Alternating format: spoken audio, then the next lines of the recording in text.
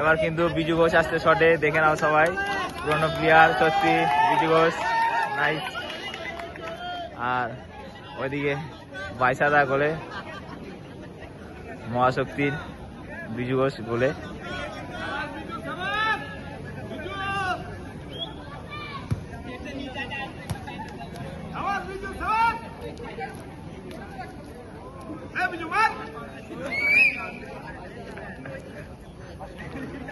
কিন্তু বাইসা গোলে পরামর্শ, গোল দিতে পারলে কিন্তু অ্যাডভান্সে থাকবে মহাশক্তি। বিজুদা শটে এসছে,